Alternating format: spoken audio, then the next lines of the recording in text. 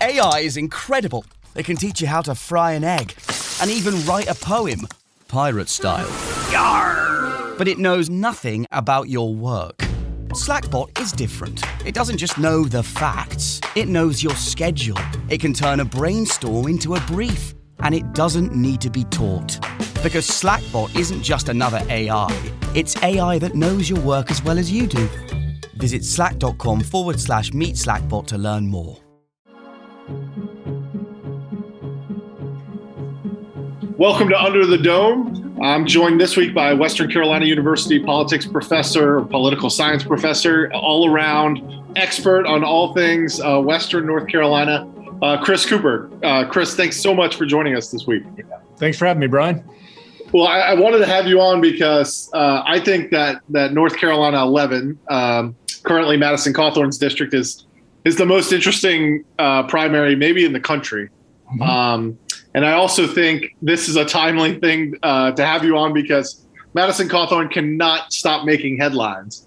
For those of you who might have missed, last week, Madison Cawthorn reports came out that he has speeding tickets in three counties in Western North Carolina, is including driving with a revoked license. And you would think that would be bad enough news for a congressman for 1 week. But the very next day, video surfaced of Cawthorn calling Zelensky, the president of Ukraine, sort of a worldwide hero at the moment, calling him a thug and accusing him of spreading misinformation and pushing woke policies out of Ukraine.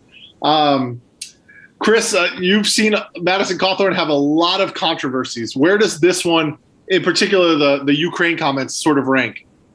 It ranks high, and I think partially because the consequences are higher right now. If this was an isolated incident, it would just be another drop in the bucket of Madison Cawthorn mistakes, which is a pretty big bucket, to be fair. But when this is on top of the driver's license stuff, after he flirted with a district to our east and then came back home, is facing a crowded field.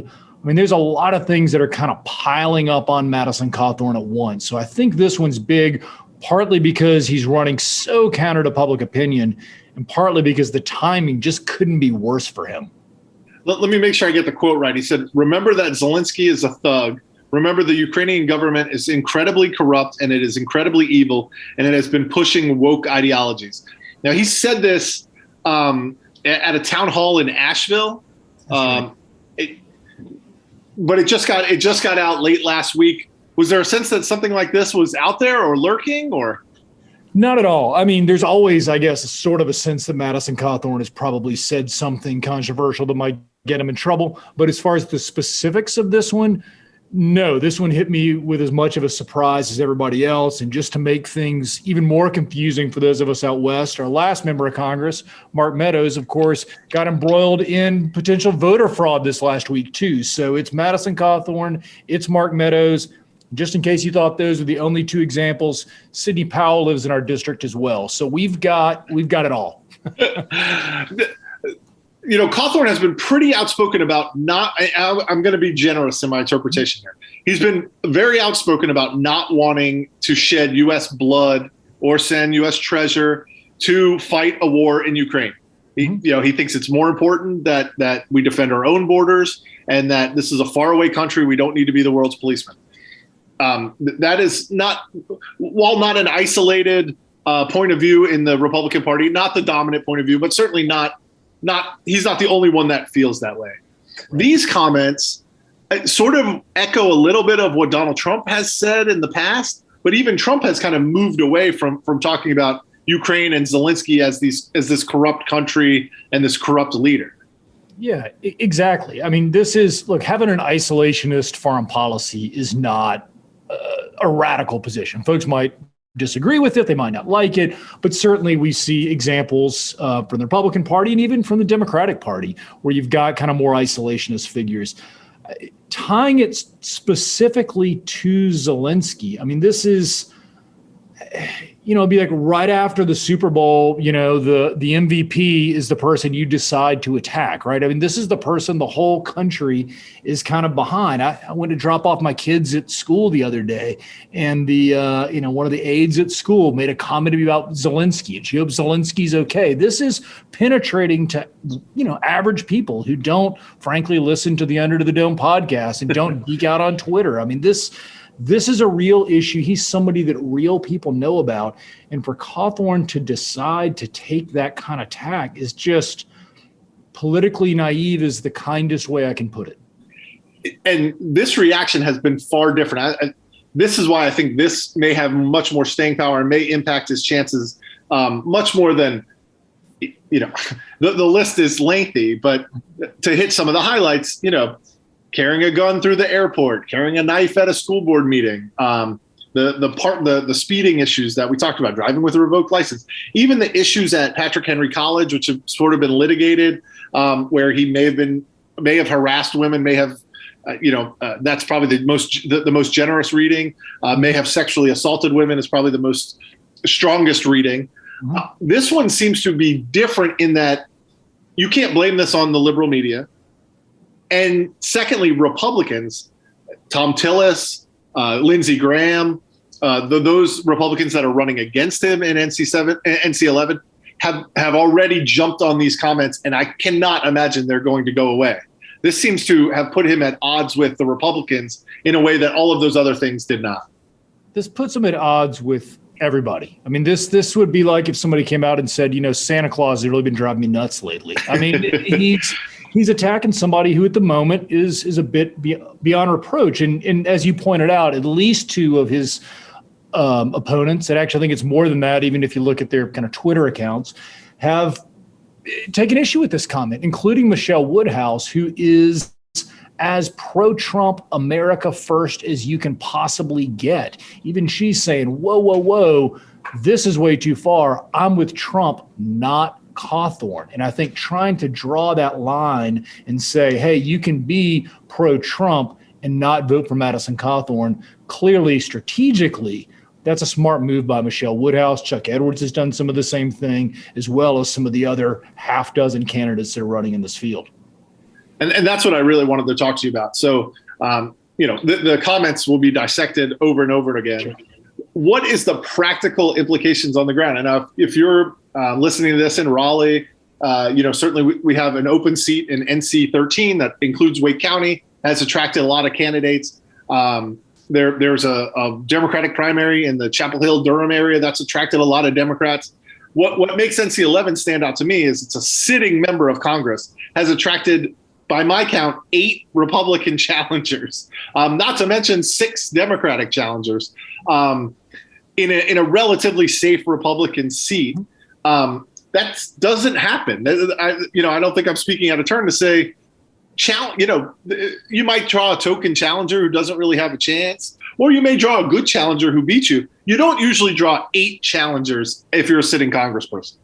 No, you don't. And you look, this is a self-inflicted wound. And I'm not just talking about the comments that just came to light or the driver's license or saying that James Madison was in a different place than he was or sexual assault charges or anything else. I mean, when he decided to run in what was then called briefly, if you remember, NC-13, which is the district to our east or was the district to our east, the field opened up. Essentially, he lost his incumbency advantage the moment he did that. I mean, there have been rumors around the district that Edwards would like to challenge Cawthorn, but probably wouldn't. Well, once Cawthorn headed away from the hills in this case, that's when Edwards got in. That's when Michelle Woodhouse got in. When Cawthorn came back, it's like you take this incumbency advantage and it just kind of goes poof. I mean, even while he was gone, Edwards racked up some pretty impressive endorsements. So Jim Davis, former NC-50 Republican state senator, really well respected in Republican circles in Western North Carolina. He came out for Chuck Edwards. A number of other sitting members did. So whatever is good about incumbency, Madison Cawthorn managed to blow in his very first attempt for re-election. The 2 names we've mentioned on this podcast, Senator Chuck Edwards, a senator in the North Carolina General Assembly, and Michelle Woodhouse, who was the NC-11 GOP chair. So, I don't, and you can fill me in on some of the other candidates, how well funded they are or how much of a chance they have. But those two names really stand out as people who have ties to the district, have certainly built up some goodwill, at least among some factions of the Republican Party there. And based on their initial reaction to everything that's happened since the districts were finalized, don't seem to be backing down to Madison Cawthorn at all. And Michelle Woodhouse is someone who Cawthorn gave money to and appeared to be endorsing for the seat before jumping back into it. So she really has no reason to back down. And from what I know in the legislature about Chuck Edwards, he has no reason to back down.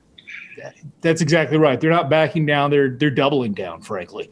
And so Michelle Woodhouse, it's a fascinating story, right? So Michelle Woodhouse is, as you said, head of the 11th District Republican Party. Madison Cawthorn, at this point, we don't even know that he's going to leave. He gives some money to the Michelle V. Woodhouse Committee. A bunch of us, including myself, were a little puzzled. What the heck's going on? Well, she's not running for anything. Then he leaves the district.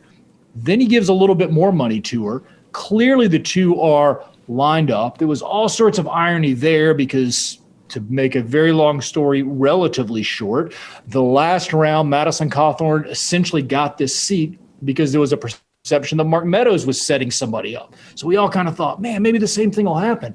Well, Cawthorn comes running back.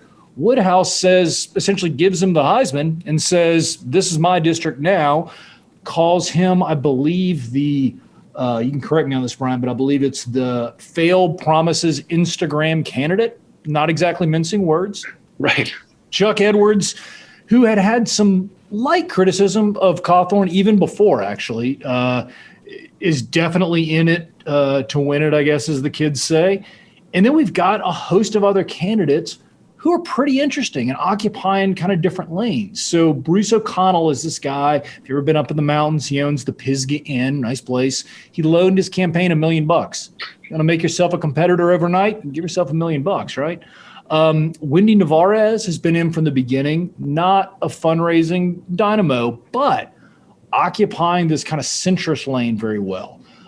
This guy named Rod Honeycutt is running what he calls the boots on the ground campaign. He's got a ton of foreign policy experience, clearly with what's going on in Ukraine, not a bad thing to have under your belt. Guy named Matthew Burrell, who is sort of a kind of leading as the business economy sort of candidate. Christy Sluter, who got in very late, I think folks know less about, myself included, other than she used to be a Democrat until fairly recently. But still, that's a big, crowded field. And if you subscribe to the idea that you kind of need to have a lane or something that voters know about you, it's hard to figure out what lane is left for Cawthorn other than media bling, for lack of a better description. Yeah, with Woodhouse kind of trying to occupy that America First lane, I would think Cawthorn will fight her for that America First Trump wing of the party. You look at that, there are candidates with impressive credentials or at least lanes to run in. I guess you could make the argument that might be the best thing that Madison Cawthorn has going for him, that there are so many candidates and they're all in different lanes, and he has name ID and certainly just needs to get to 30% of the vote, to get through this primary. Is there some concern up there among Republicans that, anti-Cawthorn Republicans, that there's just too many of us and Cawthorn's going to win because of that? I think to some degree there is that concern, but I think there's the kind of accompanying positive for them from their perspective, right, that maybe there's just so many candidates that nobody gets 30% plus one. So really, I'm sure on the record they would all say that they plan to win in the first primary, but I've got to think realistically, strategically, the best hope they've got is to force a second primary and to shine a big spotlight on Madison Cawthorn's behavior and hope that they have more weeks like the one we just had. So that 30% plus one mark is kind of the key thing to watch. And the dorky political scientist in me has to point out that just a few years ago, that number was 40% plus one. And so I believe that changed in 2017. Mark Meadows, the first time he ran, didn't get 40% plus one, forced a runoff. If we were at 40%, I can't imagine any candidate would get that number. Can they get 30% plus one? We'll see. Which is pretty amazing. The sitting congressperson we do not believe could get 40% of the vote in a district that the Republican is going to be favored in. That's pretty amazing and a pretty big fall from where, if Cawthorn spoke at the Republican National Convention in prime time before he'd even been elected to Congress, was a bright shining star in the Republican Party, and his 2 years as a member have really dimmed that star, at least from where I sit. And I covered, Washington, D.C. I was up there for a long time. To see other Republicans come out and take shots at him is pretty amazing. It's a pretty amazing fall from those enormous heights that he reached, maybe too quickly. Exactly. And I'll put an even finer point on it. We're not even at 2 years yet, right? We're at 1 year and about 3 months, I think. So it is extraordinary how quickly he's fallen. And I think part of it is, kind of a lesson for politics. Like, if you shoot at your own team, they're not going to be there to protect you. I mean, this is a guy who called Tom Tillis a, quote, rhino and a terrible campaigner. I mean, Tom Tillis, you may like Tom Tillis, you may not like Tom Tillis. He's a powerful figure in the Republican Party. To take a shot at him just doesn't make any sense. Like, take a shot at Mitt Romney. Yeah, you can probably get away with that, right? He's all the way in Utah. What does it really matter for a North Carolina Republican? To take a shot at Tom Tillis with statewide, who had support of course, in the General Assembly and then in the United States Senate, it just doesn't make any sense. And I think we're seeing the consequences. Also took a shot at Tim Moore, the Speaker of the House, may soon be the longest serving Speaker of the House in North Carolina history. Took a shot at him for a really no need, an unnecessary shot at him. And what's amazing is we've made it this far into the conversation. We've talked about all the things that Cawthorn has done, and made headlines for, and we haven't even mentioned January 6th. I mean, we haven't even gotten there, which, I was talking to some other people this week and said, the television advertisement just writes itself, right? I want to go to Washington, and any Republican or Democrat in that district could run this ad. I want to go to Washington to be your representative, not to make headlines. Boom. And you just play the clips of the television station saying Madison Cawthorn was charged today, or the headlines from the paper. Matt Cawthorn arrested or, cited. Cawthorn, calls Zelensky a thug. I mean, the headlines just sort of write themselves. And then you come back on and say, I'm whoever, and I want to represent the people of the 11th district. It seems like I don't know if it'll be enough. And Cawthorn does have a lot of star power. And may be able to weather this storm. But unlike anything I can say I've ever really seen from a freshman representative. Yeah, I absolutely agree. And the consequences that he's may be facing are, pretty extraordinary here. And I think what we're seeing now is sort of light pushback. So Chuck Edwards put an ad out called Mountain Values, right? And very clearly his take was, I'm of the mountains. Mountain values are about working hard. Mountain values are about sticking with where you're from. And look, that's not so subtle of a dig at Madison Cawthorn. We haven't even talked about the Democratic field yet, which, as you pointed out, this is a Republican district. There's no doubt about it. But the frontrunner, Jasmine Beach Ferrara, is not as prodigious a fundraiser as Madison Cawthorn, but she's also not as prodigious a fund spender as Madison Cawthorn, right? She's got a pretty big bankroll at this point, and she's a Buncombe County sitting commissioner right now.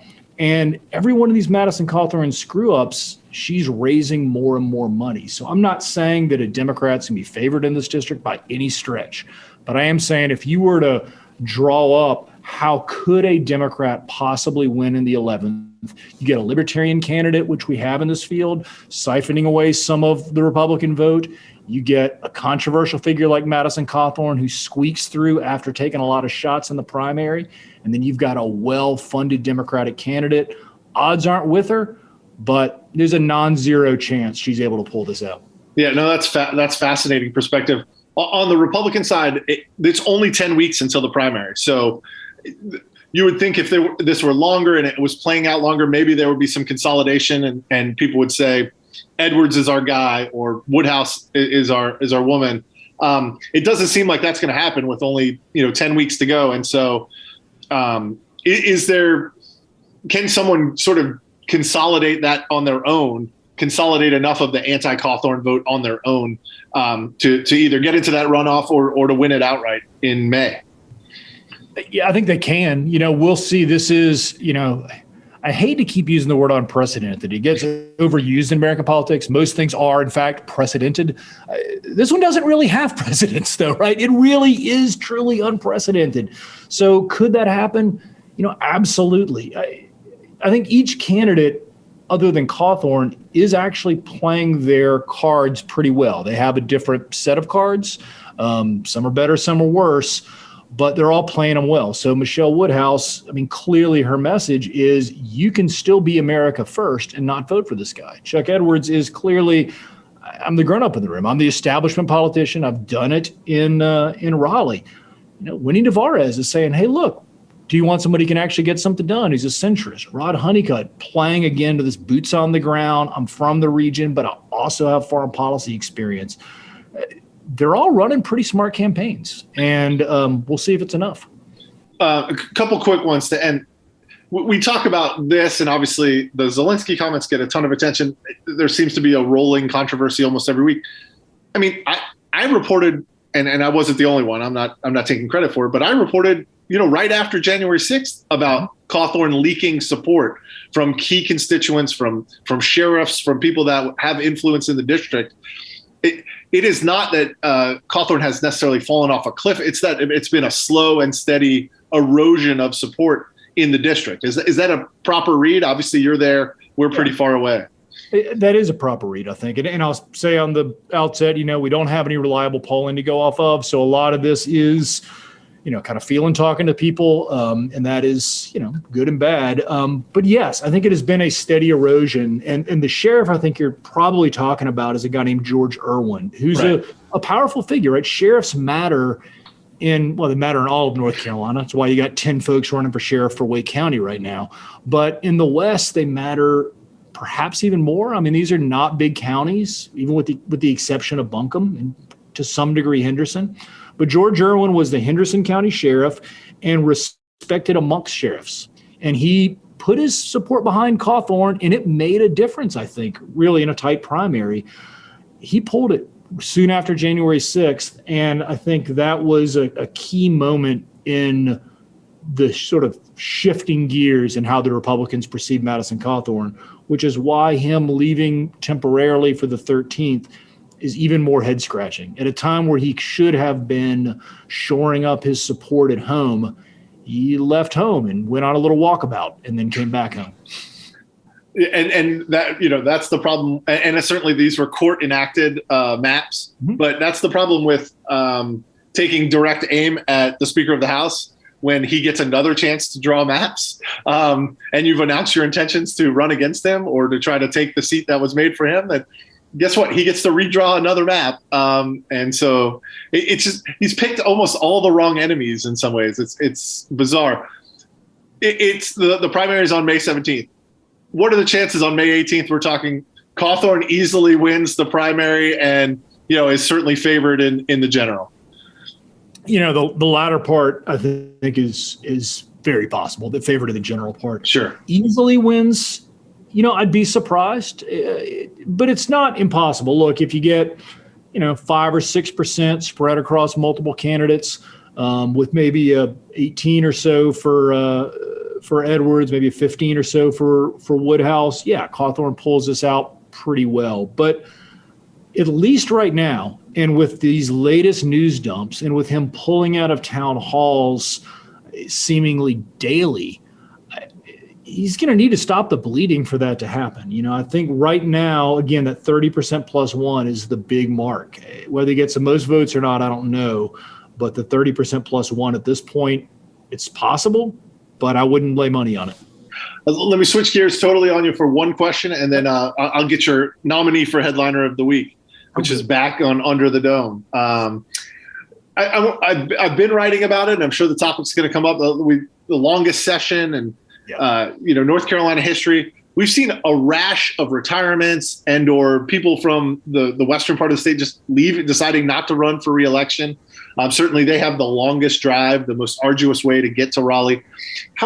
Brian Turner has talked about this repeatedly, representative who's not running for reelection. How big of a factor is that in some of those races there? And when you talk to people who may be running or candidates who are in, the schedule, the length, the intensity, the frequency, how much of that has become an issue for people who might want to represent the western part of the state? Yeah, I think it's unsustainable. I mean, the salary, and I've certainly you've done a lot of research on this area, so right. Yeah, and it's the salary's a problem, right? It's $13,951, and that's been a problem for a while. We've been talking about this since the 1940s, actually, in North Carolina. But you add the bad salary to a session length, which has been variable for a while, but is now record length, and you add that to distance. And yeah, you've got really an unsustainable model. And I think Brian Turner has, as you mentioned, done a really good job just kind of talking about that in real terms. I mean, here's a guy with a young-ish kid, kid at home anyway. And so what that means on his family life, I think it's really difficult, particularly for candidate recruitment, right? So maybe an incumbent stays with it for a while. But I've never asked Jim Davis this question, but, he was very powerful, very well liked, very well respected state senator from 50, which is the farthest west district you can get in the state. And, he retired. And when he retired or stepped down from the General Assembly, he had enough gas in the tank that he decided he wanted to run for Congress. So clearly, this is not somebody who was just done with politics, right? There was something else that pushed him out of the General Assembly. And so I think it matters. And just to give folks a sense of what it feels like out here, John Snow, who used to represent 50 years ago as a Democrat, used to joke, but it was one of these jokes that's like Homer Simpson said, funny because it's true. When he got to Asheville, he was halfway to Raleigh. And so think about that. He gets to Asheville, he's halfway to Raleigh. I mean, this really is, I think, a problem for the state. I'm glad to see other folks talking about it.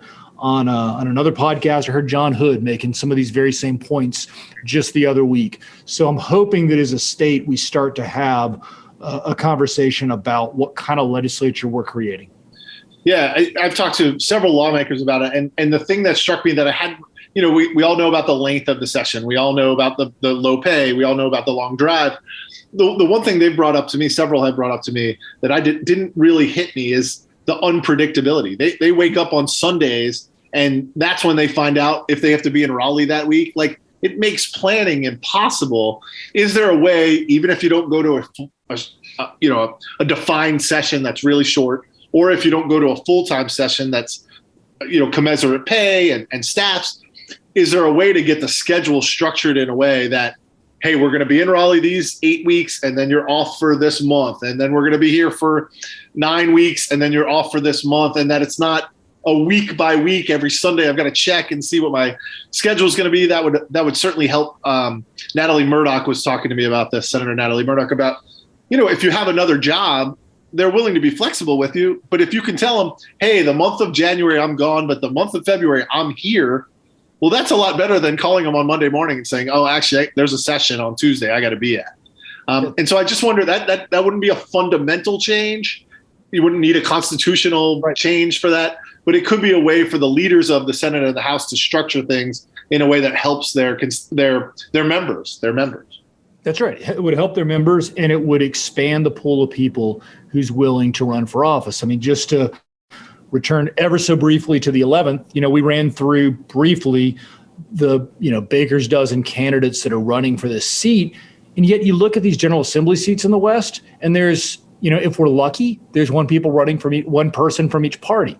And you got to figure the people at the bottom of this, the people who are unlikely to win the 11th Congressional District seat might have a better chance if they were to run for the General Assembly, and they're not doing it. And I think we as a state need to think through why that is and how we can encourage a better pipeline of folks, not just trying to attack Madison Cawthorn, but trying to run to govern our state better. Yeah, no, that's a great point. A great point. Well, I appreciate the time and the expertise on what's happening in the mountains of North Carolina and that 11th district that you have become, and maybe you were previously, but since I started covering the 11th and Madison Cawthorn in particular, you've been the expert, the go-to person, and I know you do a lot of media across the state, which we really appreciate. We reintroduced Headliner of the Week to the Under the Dome podcast, backed by popular demand. I think you even voted to return it. So I'm going to put you on the spot and give me your Headliner of the Week. Oh, man. First of all, I'm glad to know it's back. I'm glad to know that my vote counts and that I was considered a resident of the state to be able to cast that vote. So that's much appreciated. I promise it's the only state that I'm actually voting in. Right. The fact that we did not even get to the Mark Meadows situation just tells you what a busy week it's been. Unbelievable. Yeah, I mean, look, it's much like the Time Magazine thing, right? So the headliner of the week, as I understand it, isn't necessarily the person doing the best work, but the person who's drawing the headlines. And how on earth can the headliner of the week not be Madison Cawthorn once again? And I sort of hate to give more attention there, but look, there's no question that guy drew more headlines this week than anybody else across the state. Yeah, no doubt. I think it's an easy choice that Madison Cawthorn is the headliner of the week. And his strategy has been to draw those headlines. I'm not sure he wants the headlines he's been getting. That's right. I agree completely. Yeah. Well, Chris, I really appreciate the time. Thanks so much for joining us on this week's episode of Under the Dome. For the News and Observer and NC Insider, I'm Brian Murphy. See you next week. For more from our politics team, subscribe to the News and Observer at newsobserver.com/subscribe. Follow us on Twitter at Under the Dome and NC Insider, and sign up for our weekly political newsletter at newsobserver.com/newsletters. Thanks for listening.